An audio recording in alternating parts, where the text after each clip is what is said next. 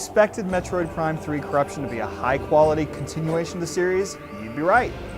Yes, the Wii controls are terrific and intuitive, so if you hoped that controlling bounty hunter Samus Aran would be a dream, that wish has been granted too. Corruption is, all told, a great Metroid first-person adventure that does exactly what you'd expect it to do. No more and no less. This sequel is aptly named. Samus and her fellow bounty hunters are struggling to repair an organic computer that has been infected by a mysterious virus. As always, these things are never what they seem, but rather than risk spoiling any sensitive plot points, let's just say that the ensuing adventure sends Samus across a number of lush alien worlds and bizarre landscapes. Not that the Prime games have ever strived to set standards for gaming fiction, but there is a ton of written backstory to discover, and you'll also meet up with a number of old acquaintances. The obvious change here is in the controls, and Corruption leaves behind the methodical maneuvering of its GameCube brethren with an intuitive and configurable scheme that sets the standard for first-person shooting controls on the Wii.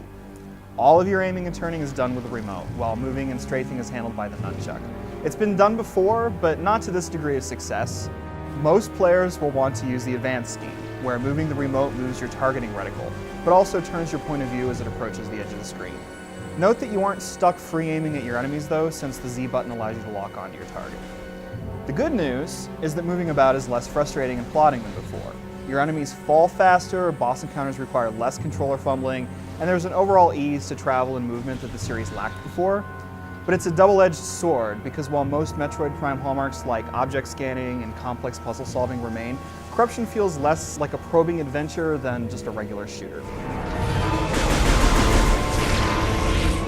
But a great shooter nevertheless. When it comes to blasting stuff, Retro Studios kept things simple this time. Samus begins with the trusty arm cannon and soon gains the use of homing missiles. Battles are never hard, but shooting still feels really great. The biggest addition to the shooting is that of the Phase-On enhancement device. The PED allows you to enter hyper mode. In this mode, Samus's attacks do outrageous damage, but she has limited Phase-On in her reserve, so once it's all gone, all you can do is wait for it to replenish. You've got to pay attention though, since entering hyper mode depletes Samus's energy, and you also run the risk of overloading her with too much Phase-On and being forced to fire it all away lest she bite the dust.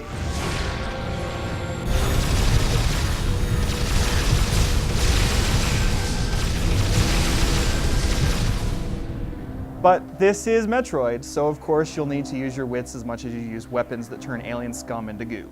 Environmental puzzles are as good in Corruption as they've ever been, and you'll need to survey your surroundings carefully to find the path to your next goal. So yes, the scanning visor is back, so be prepared to study objects frequently to best know their purpose and potential uses as puzzle solutions. Corruption truly shines when these mechanics work in tandem, making for smooth and seamless puzzle solving, and occasionally bringing new dimensions into the combat as well.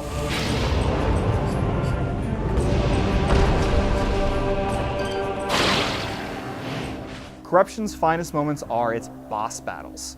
They may not be quite as tough as in the previous Prime games, but there's still a lot that goes into defeating them. A single boss battle may involve using morph ball techniques, the screw attack, entering hyper mode, and firing both missiles and beams.